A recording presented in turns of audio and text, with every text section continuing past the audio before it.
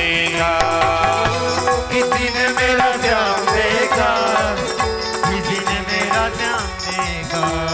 राधा जोड़े रही, किसी ने मेरा श्याम देखा, राधा जोड़े रही, किसी ने मेरा श्याम देखा।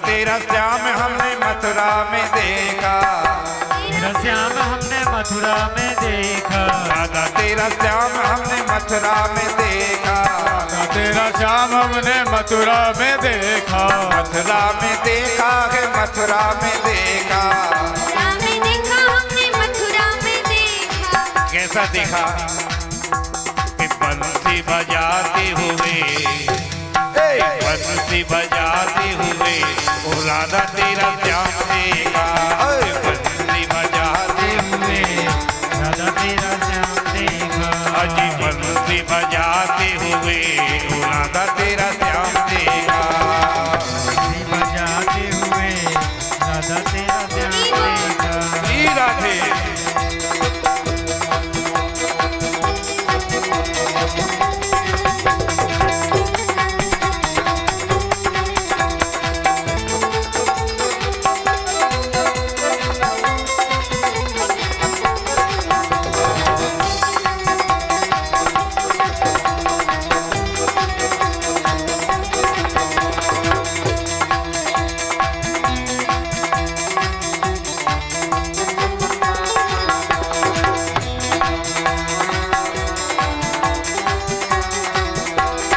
देखा राधा तेरा श्याम हमने गोकुल में देखा, तेरा श्याम हमने गोकुल में देखा। राधा तेरा श्याम हमने गोकुल में देखा, राधा तेरा श्याम हमने गोकुल में देखा। कि गैया चराते हुए, गैया चराते हुए वो राधा तेरा श्याम देखा, गैया चराते हुए वो राधा तेरा श्याम देखा, राधा ढोले रही, किसी ने मेरा श्याम देखा।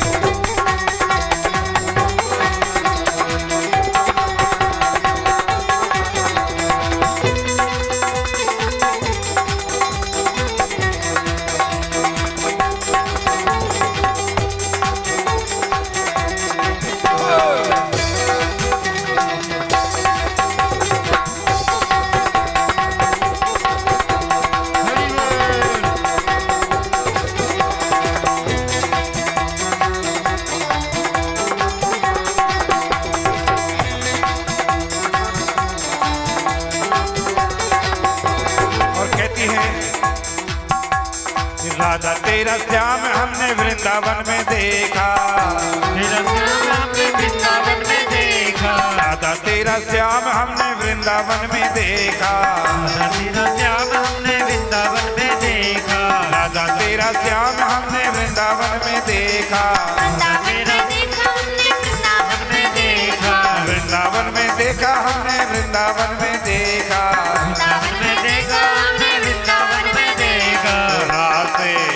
अजी राधे रचाते हुए राधा तेरा श्याम देखा, अजी राधे रचाते हुए राधा तेरा श्याम देखा। अजी राधा जोड़े रही, किसी ने मेरा श्याम देखा, राधा जोड़े रही, किसी ने मेरा श्याम देखा। ओ किसी ने मेरा श्याम देखा, किसी ने मेरा श्याम देखा, ओ किसी ने मेरा श्याम देखा, किसी ने मेरा श्याम देखा। राधा अजी राधा ढूंढ रही किसी ने मेरा श्याम देखा। राधा ढूंढ रही किसी ने मेरा श्याम देखा। राधा ढूंढ रही किसी ने मेरा श्याम देखा। राधा ढूंढ रही किसी ने मेरा श्याम देखा। राधा ढूंढ रही किसी ने मेरा श्याम देखा।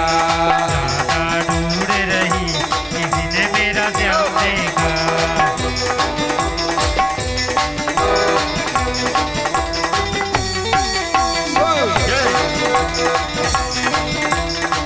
जय हो। हरि बोल।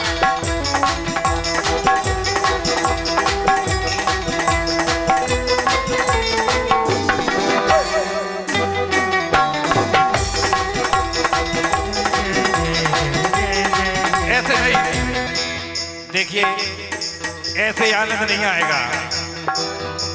आप लोगों को राधे राधे बोलना पड़ेगा।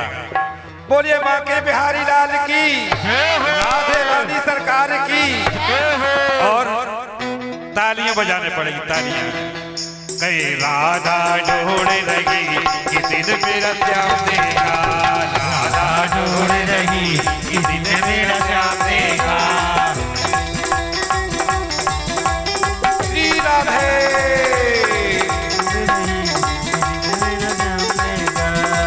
राधा ढूंढ रही किसी ने मेरा राधा ढूंढ रही किसी ने मेरा श्याम देखा। राधा ढूंढ रही किसी ने मेरा श्याम देखा। राधा ढूंढ रही किसी ने मेरा श्याम देखा। राधा ढूंढ रही किसी ने मेरा श्याम देखा। बोलिए बाकी बिहारी लाल की। जय हो। बोलो राधा रानी सरकार की, जय हो। सच्चिदानंद भगवान की। जय हो।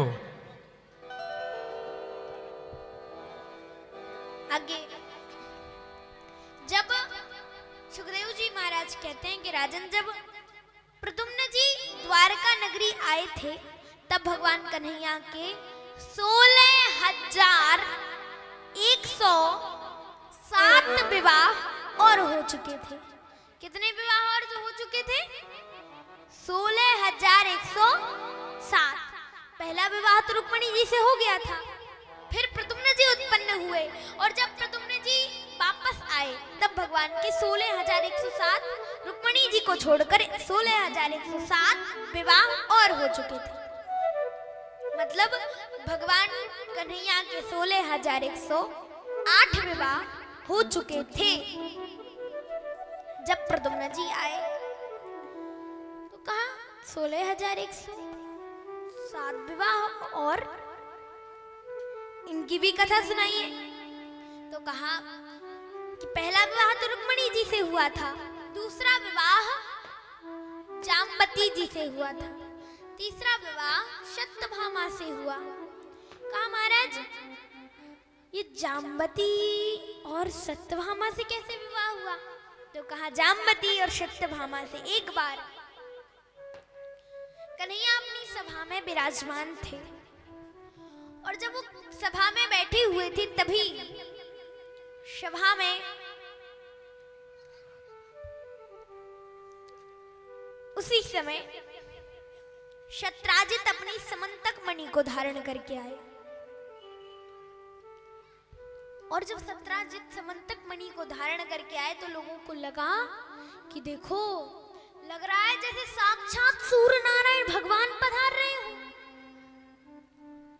पास में आए शत्राजित, बोले अरे सूर्य नारायण भगवान कहाँ? ये तो शत्राजित है। अरे हाँ हाँ हाँ हाँ, वो जो समंतक मणि थी, शत्राजित ने बड़ा कठोर तप किया था, तब उस समंतक मणि को प्राप्त कर पाया था। और समंतक मणि कोई धारण कर लेना तो लगता था जैसे साक्षात सूर्य नारायण भगवान पधार रहे हैं। ऐसे ही उन्हें भी लगा कि जैसे साक्षात सूर्य नारायण भगवान पधार रहे हैं।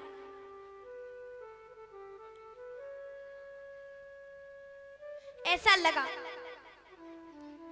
और जब आए तब देखा कि अरे नहीं नहीं नहीं नहीं, ये तो सत्राजित है भाई। और वो जो शमंतक मणि थी उसकी अगर पूजा करो ना तो वो जो पूजा करता था उसे 2 कुंटल सोना दिया करती थी। तो कन्हैया ने पूछा कि क्यों सत्राजित, तुम्हारे घर में कितने सदस्य हैं? तुम्हारे घर में कितने सदस्य हैं? सत्राजित कहता है कि हमारे घर में महाराज कुल 4 सदस्य, मैं, मेरा छोटा भाई, मेरी पत्नी और मेरी इकलौती बेटी, बस। और हमारे घर में और कोई नहीं है, बस यही 4 सदस्य हैं। अच्छा तो सत्राजित, तुम इतने सारे धन का करते क्या होगे? ऐसा करो, इस शमंतक मणि हमारे राज खजाने में जमा कर दो। ये नहीं कहा हमें दो, नहीं, हमारे राज खजाने में जमा करो ताकि इसका धन प्रजा के काम आएगा। सत्राजित बोला, महाराज नहीं, मैं दे तो देता, पर मैंने कठोर तपस्या करके प्राप्त की है यह शमंतक मणि, मैं नहीं दे सकता, माफ कीजिए, मैं आपको शमंतक मणि नहीं दे सकता। कन्हैया बोले, कोई बात नहीं। सत्राजित वहां से वापस गया और सत्राजित ने शमंतक मणि को उतार कर रख दिया। तो सत्राजित का छोटा भाई प्रसेन शमंतक मणि को धारण कर लेता है और शमंतक मणि को धारण करके जंगल में शिकार खेलने चला जाता है। शिकार खेलते खेलते एक शेर ने ही उसका शिकार कर लिया और शमंतक मणि शेर लेकर वहां से आगे बढ़ गया। पर जब 4-5 दिनों तक वापस नहीं लौटा प्रसेन, तो सत्राजित बोला कि मैंने गलत किया, कृष्ण को शमंतक मणि ना देकर मैंने शमंतक मणि नहीं दी, तो कृष्ण ने मेरे भाई प्रसेन को मार डाला और उससे शमंतक मणि ले ली। दुखी हो जाता है कि देखो, हमने उसे शमंतक मणि दी नहीं दी, तो उसने तो हमारे भाई को ही मार डाला। ऐसा विचार करके बहुत दुखी होता है सत्राजित, किंतु ये बात पूरी द्वारका में फैल चुकी थी कि कन्हैया को सभा में सत्राजित ने शमंतक मणि नहीं दी। तो क्रोध में आकर कन्हैया ने सत्राजित के छोटे भाई प्रसेन को मार डाला और शमंतक मणि ले ली। शमंतक मणि ले ली। ऐसा लगा, और जब ऐसा विचार किया तो बड़ा कष्ट हुआ। पर जब कन्हैया के पास तक ये बात पहुंची तो उन्होंने सोचा मैंने तो कुछ किया ही नहीं, फिर भी ये मेरे ऊपर झूठा आरोप क्यों लग रहा है। उसके बाद दूसरे दिन सुबह सुबह ही कन्हैया अपने कुछ द्वारपालों को लेकर के जंगल में चल देते हैं और जंगल में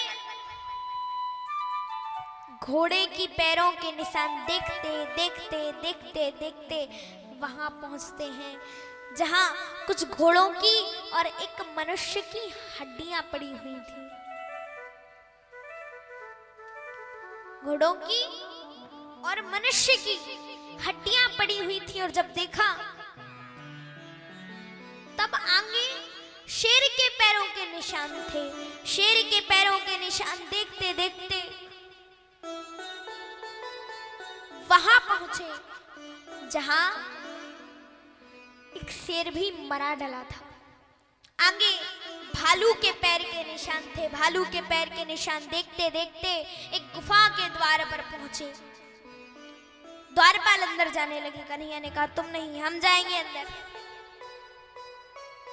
वैसे तो हम जल्दी लौट आएंगे, पर हाँ इतना याद रखना, अगर हम 11 दिन तक ना लौटे ना तो तुम हमारी चिंता मत करना।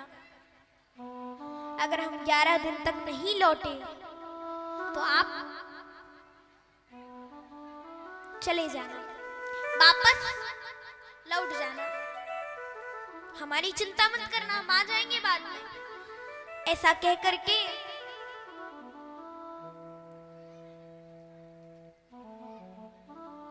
कन्हैया गुफा के अंदर चले जाते हैं।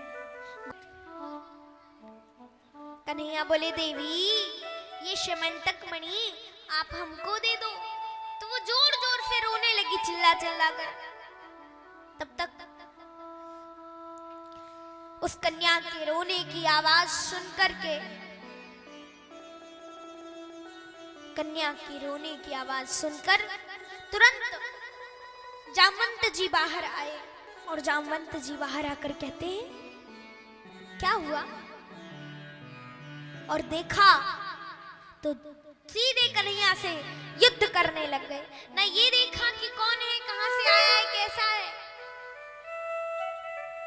सीधे युद्ध करने लग गए।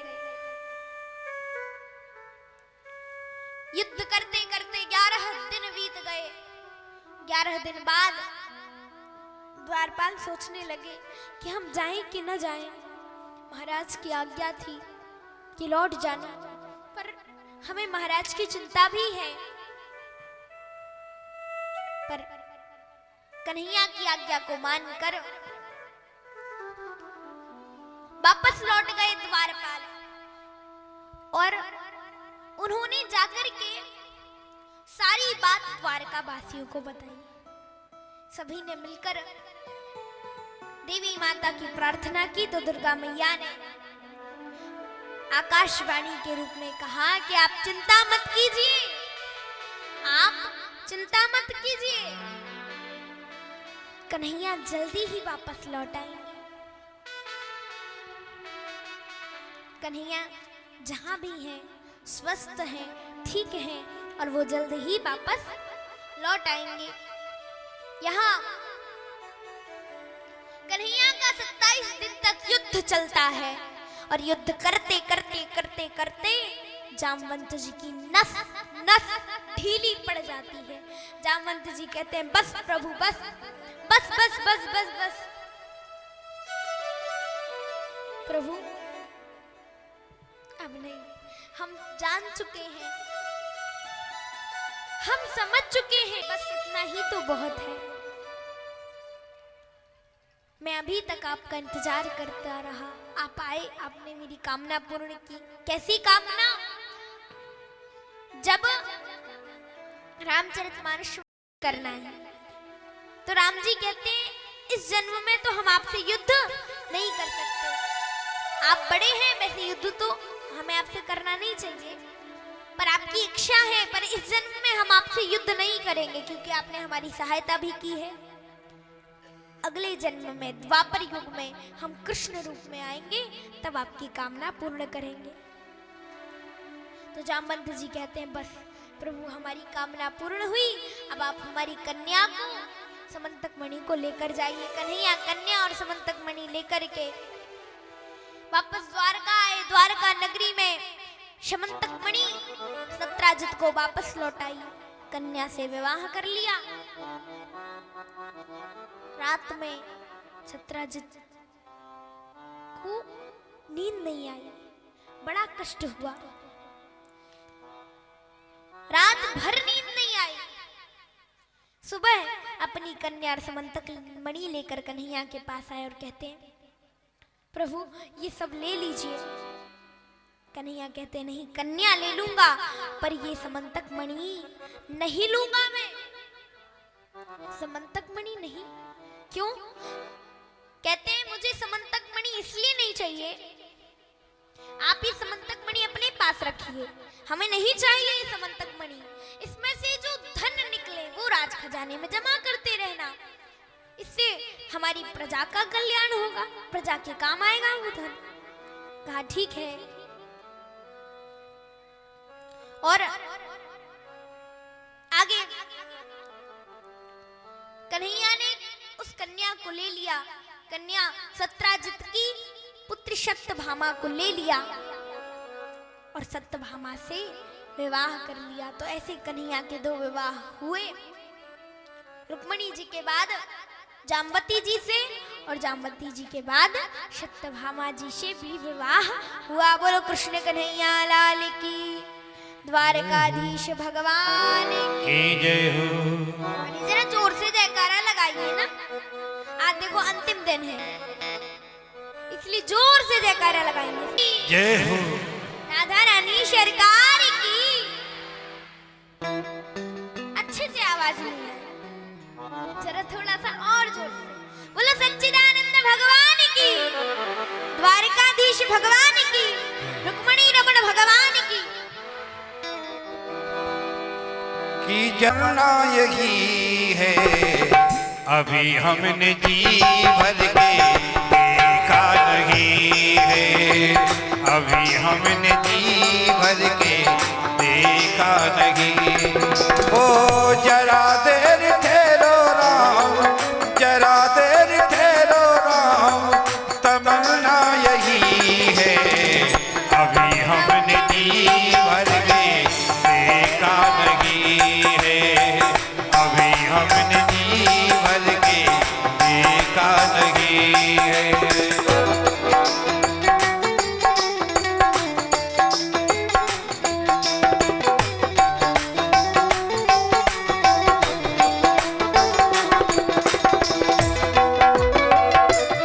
हरि बोल।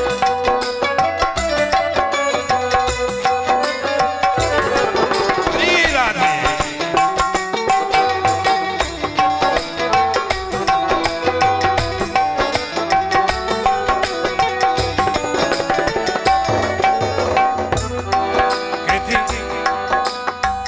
कैसी घड़ी आजो जीवन की आई, अपने ही प्राणों की करती विदाई।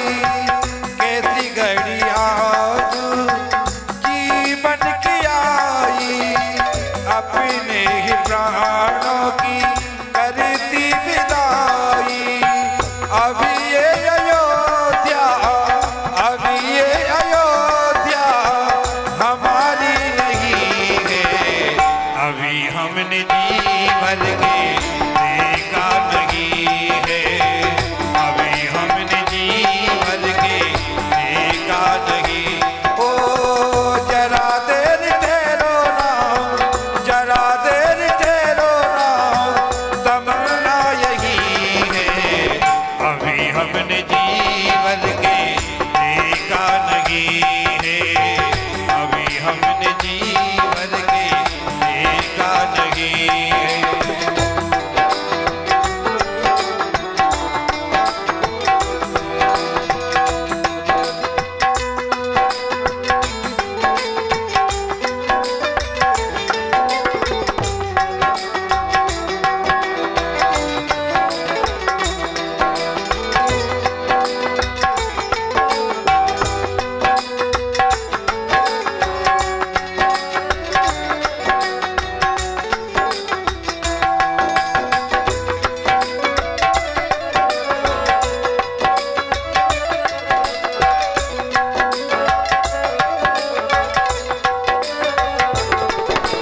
जी, अब तालियों की सेवा करते हुए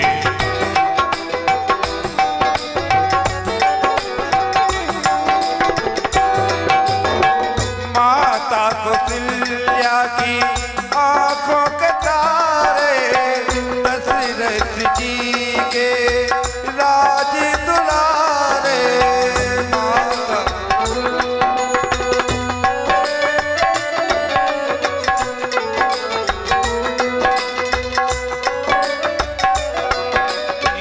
माता कौशल्या के आंखों के तारे, दशरथ जी के राज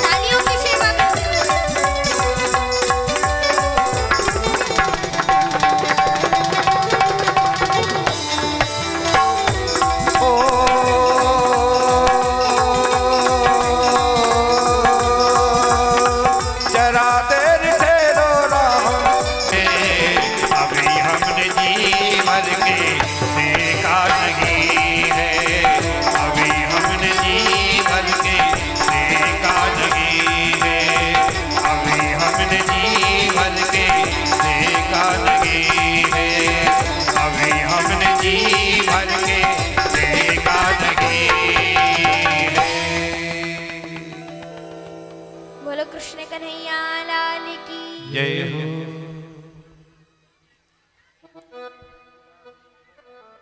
यहाँ सुखदेव जी महाराज कहते हैं, राजन आगे कन्हैया का पहला विवाह रुक्मिणी जी से हुआ, दूसरा विवाह जाम्बती से, तीसरा विवाह सत्यभामा से, चौथा विवाह यमुना कालिंदी से, पांचवा विवाह मित्रवृंदा से, छठवां विवाह नग्नजिति से, सातवां विवाह भद्रा से और आठवां विवाह लक्ष्मणा से हुआ।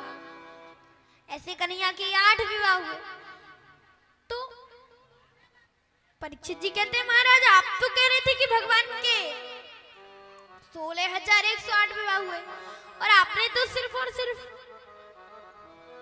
8 विवाहों का वर्णन सुनाया है, फिर 16,100 विवाह कैसे हुए? तो कहा कि आगे 16,100 विवाह, ये सारे विवाह एक साथ हुए। एक साथ कैसे? 16,100 विवाह एक साथ कैसे हुए? एक बार एक भौमासुर नाम का राक्षस था, भूमि से प्रकट हुआ था, इसलिए उसका नाम था भौमासुर। भौमासुर और भौमासुर नाम के उस राक्षस ने विचार किया, सोचा कि मैं 1-2 कन्याओं से नहीं, मैं 20,000 कन्याओं से विवाह करूंगा। लेकिन 16,100 कन्याएं उसने बंदी बना पाई थी। तब तक भगवान कन्हैया को पता चल गया और वो मारने के लिए, भौमासुर को मारने के लिए आए। और भौमासुर को मारने के लिए जब कन्हैया आए तो उनके साथ, कन्हैया अकेले नहीं आए, उनके साथ सत्यभामा जी आई, क्योंकि सत्यभामा जी पृथ्वी माता की अवतार थी। तो उन्होंने कहा कि मैं भी देखूंगी कि आप मेरे बालक को कैसे मारते हैं, कैसे मारते हैं, ये मैं भी देखने चलूंगी। इसीलिए कन्हैया के साथ सत्यभामा जी आई और कन्हैया ने जब भौमासुर का उद्धार किया तो भौमासुर का उद्धार करने के बाद सभी कन्याओं को बंदी गृह से निकाला तो कन्याएं रोने लग जाती हैं और कहती हैं, कन्हैया ऐसा आपने क्यों किया? आपने ऐसा किया क्यों? अरे वो भौमासुर जीवित था तो कम से कम बाद में हमसे विवाह तो कर लेता। अब हमारा क्या होगा? ना तो आजकल का कोई राजकुमार हमें स्वीकार करेगा, ना ही हमारे माता पिता हमें स्वीकार करेंगे। हम कहाँ जाएंगे? हमें कौन स्वीकार करेगा? हमारे लिए तो सिर्फ 2 ही उपाय हैं, या तो हमारी मृत्यु हो जाए या फिर हम जंगल चले जाएं। तो कहा मृत्यु हो जाए या जंगल? नहीं देवियों, चिंता मत करो, मैं हूं ना। और कन्हैया ने उन 16,100 कन्याओं के साथ एक साथ ही विवाह कर लिया। तो ऐसे भगवान के 16,108 विवाह हुए। लेकिन आप विचार कीजिए, आजकल के लोग तो एक पत्नी 2 बच्चों के साथ नहीं रह पाते हैं, और कन्हैया तो 16,108 पत्नियां, फिर उनके बच्चों के साथ रहते हैं। इतने लोगों के साथ कैसे रह लेते होंगे? यही एक बार नारद जी ने सोचा। नारद जी ने सोचा कि आजकल के लोग तो एक पत्नी 2 बच्चों के साथ नहीं अच्छे से रह पाते, उनको नहीं संभाल पाते, और कन्हैया तो 16,108 पत्नियां और उनके बच्चों को संभालते हैं। ऐसा कैसे हो सकता है? चलो देखते हैं, झगड़ा वगड़ा करवा के आते हैं। गए नारद जी, पहले कक्ष में गए, वहां कन्हैया थे और कुछ पत्नियां थी। तो कन्हैया और कुछ पत्नियों ने देखा तो उन्होंने बैठाया, चरण धुलवाए, चरण धोके भोजन करवाया, फिर दक्षिणा देके विदा किया। अगले कक्ष में गए, वहां भी कन्हैया, लेकिन वहां कुछ सखाओं के साथ बैठे थे, वहां भी चरण धोए, भोजन करवाया, दक्षिणा देके विदा किया। अगले कक्ष में गए, वहां भी कन्हैया, लेकिन वहां कुछ बच्चों के साथ बैठे थे। नारद जी को बैठाया, चरण धुलाए, उसके बाद भोजन करवाए, दक्षिणा देके विदा किया। 3-4 कक्षों में तो ऐसे